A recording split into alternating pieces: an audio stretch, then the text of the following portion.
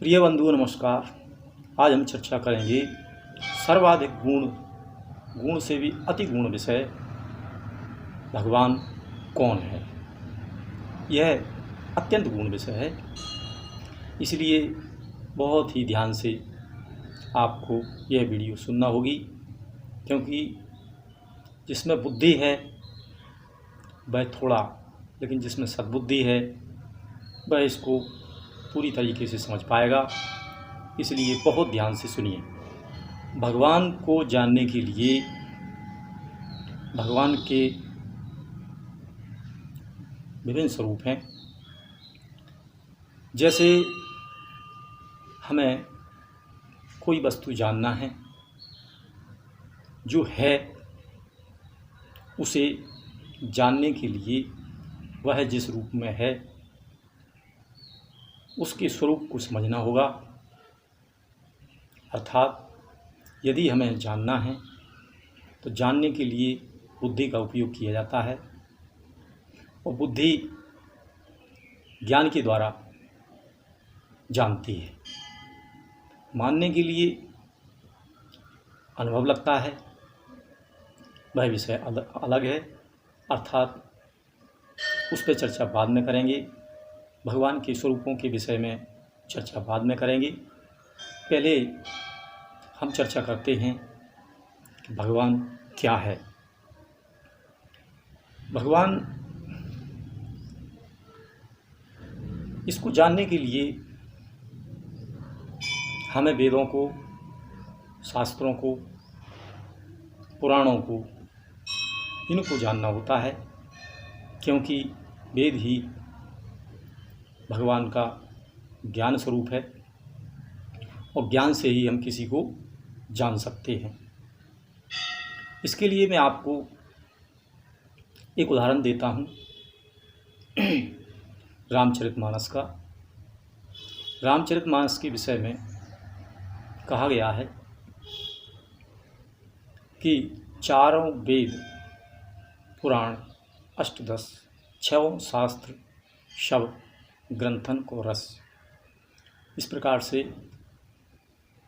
रामचरितमानस जो रामायण का अंश माने, जिसे संसार में व्यक्त करने के लिए स्वयं भगवान शंकर जी माध्यम बने, उन्होंने संसार को बताया।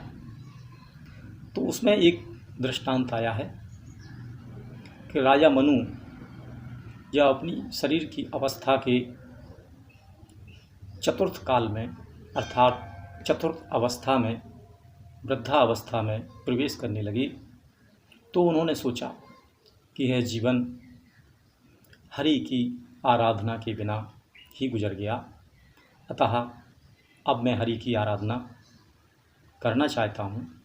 इसके लिए उन्होंने अपने पुत्र को राज्य सौंपा और पत्नी के साथ वन में गमन किया, राज्य को त्याग दिया, तीर्थाटन किया, ऋषि मुनियों से, तपस्वियों से मिले, और मिलने के बाद में उन्होंने फिर तपस्या का मार्ग अपनाया। उन्होंने रामचरितमानस के अनुसार लगभग 21,000 वर्ष उन्होंने तपस्या की। तपस्या करने पर उन्हें ब्रह्मा, विष्णु, महेश इन्होंने आकर दर्शन दिए और कहा, ये ब्रह्मदेव हैं। उन्होंने आकर कहा कि हम आपसे प्रसन्न हैं, वरदान मांगिए। लेकिन मनु महाराज ने कहा, मैं तो भगवान के उस स्वरूप को पाना चाहता हूँ जिससे आप भी उत्पन्न हैं, जिससे यह सारा जड़ संसार उत्पन्न है, जिसकी शक्ति ही इस जड़ संसार में होने से यह जड़ संसार क्रियाशील है, और उन्हें लौटा दिया। तब आकाशवाणी हुई कि हे मनु, मैं तेरे संकल्प से और तेरे मुझे भगवान रूप में पाने के भाव से मैं प्रसन्न हूँ। मांगो तुम्हें क्या वरदान चाहिए। तब उन्होंने कहा कि मैं आपको पुत्र के रूप में आप जैसा ही पुत्र चाहता हूँ। तब उन्होंने कहा कि मेरे समान संसार में कोई नहीं है, इसलिए मैं तुम्हारे पुत्र के रूप में ही जन्म लूँगा। और कहा कि तुम आगे आने वाले समय में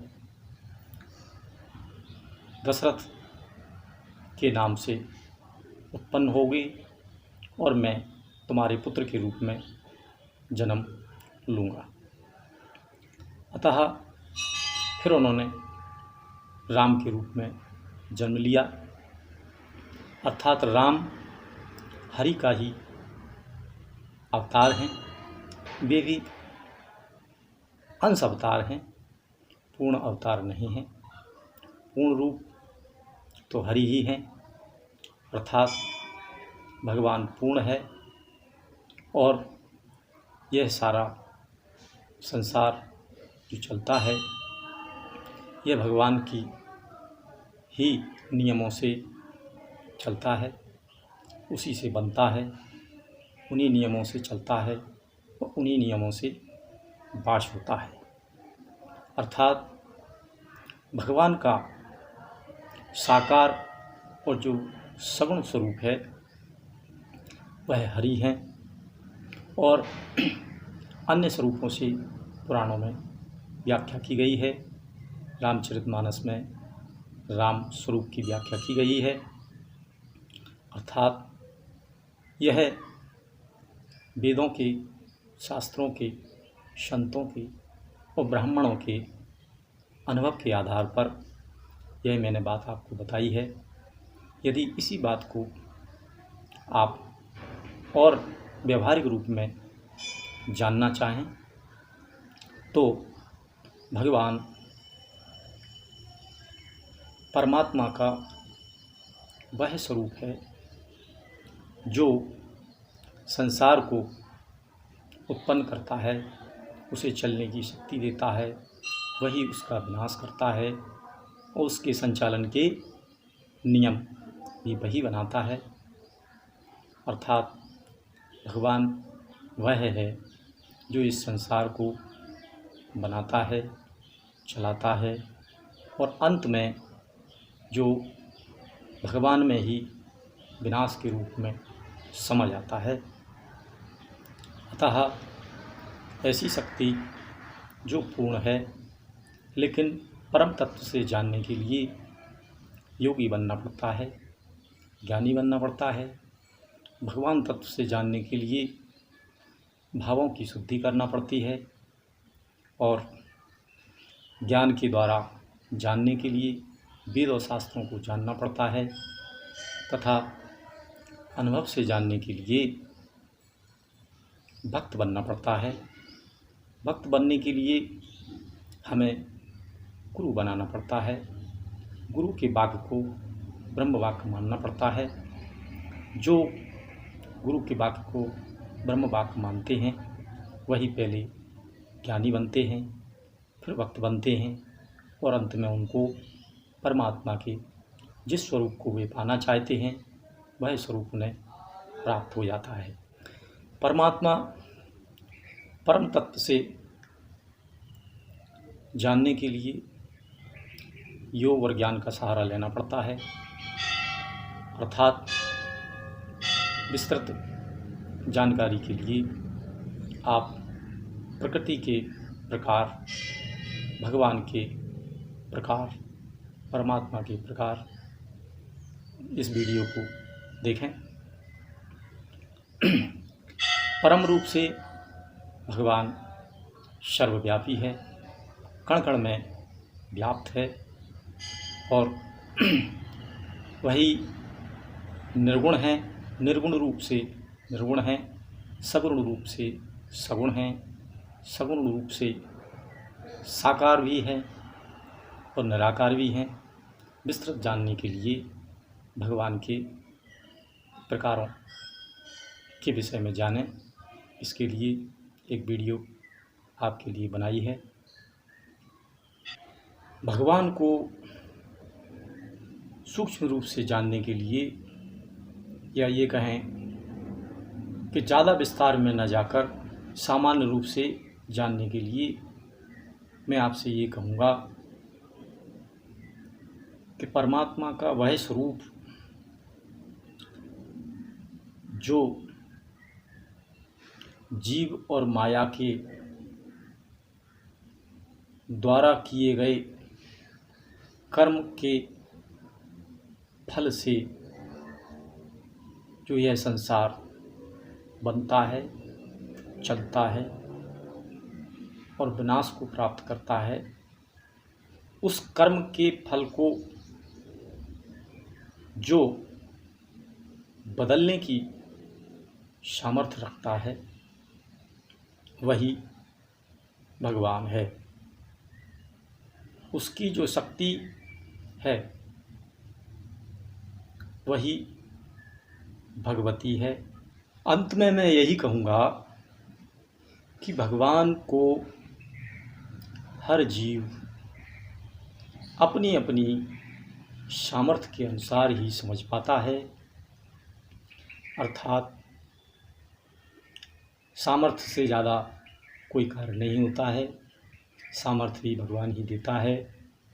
अब मैं आपको अंत में केवल यही कहूँगा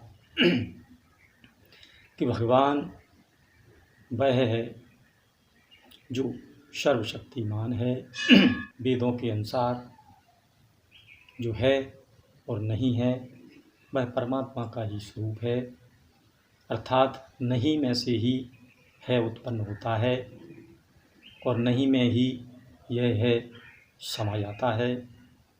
अर्थात भगवान है के रूप में 10 तत्वों के रूप में है और इन 10 तत्वों को वह उत्पन्न करता है, संचालन करता है और इनका विनाश करता है। अर्थात भगवान अपनी ही इच्छा से भक्तों की इच्छा की पूर्ति के लिए सृजन करते हैं, पालन करते हैं और विनाश करते हैं। अर्थात भगवान भक्त के भाव की पूर्ति करते हैं। यह भगवान का एक विशेष गुण है, इसलिए भाव शुद्धि करके भगवान को पाया जा सकता है, भगवान से मिला जा सकता है। भगवान समस्त कार्य करते हैं, काल भी उसके अधीन है, वह कालों का काल है। भगवान ने अपने आप के लिए भक्तों की इच्छा की पूर्ति के लिए भी उन्होंने अनेक रूपों में अपने आप को व्यक्त कर प्रमाणित किया है। जैसे अयोध्यावासी जब भरत जी के साथ में राम से मिलने आए थे तो जितना जन समुदाय था सभी की इच्छा की थी कि राम हमसे मिलें।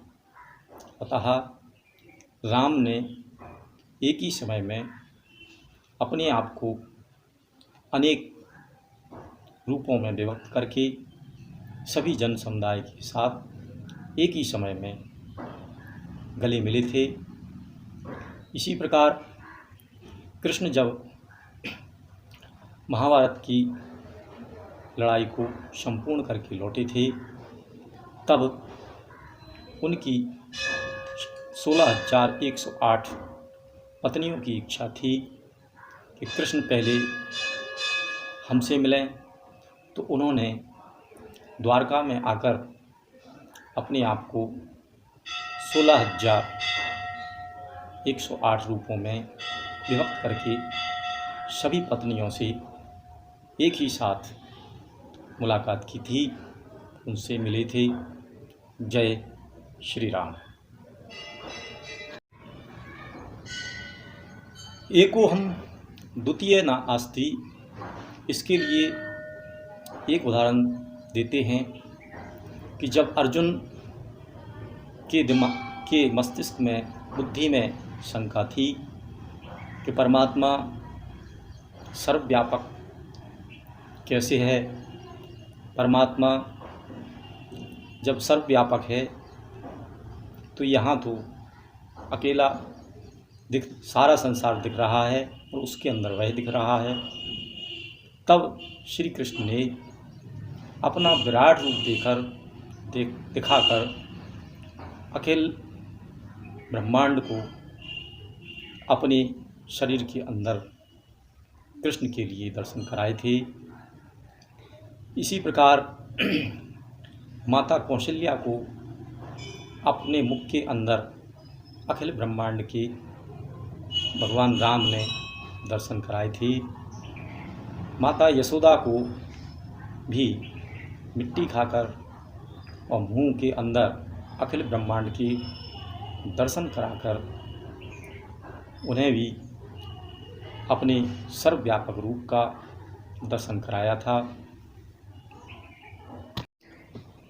भक्त प्रहलाद को जब उसकी बुआ ने अपनी गोद में बिठाकर अग्नि से जलाने का प्रयास किया था, तो भगवान ने अपने अग्नि स्वरूप से केवल भक्त प्रहलाद के लिए जो तेज था उसको शीतल कर दिया था और होलिका जल गई थी, लेकिन भक्त प्रहलाद नहीं जला था।